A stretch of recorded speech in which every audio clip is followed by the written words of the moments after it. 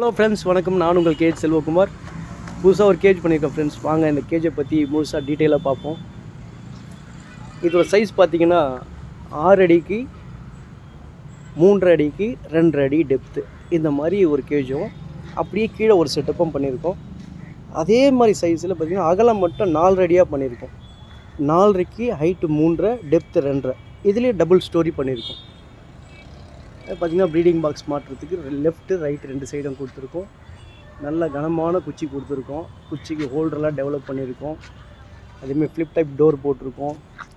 2 சைடுமே உங்களுக்கு rotating feeding Pavul system வந்துடும். இந்த டோரும் பார்த்திங்கனாக்கா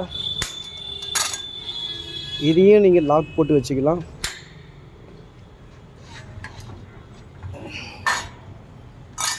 இந்த பாட்டம் ஃப்ரேமும் ரிமூவ் பண்ணலாம்.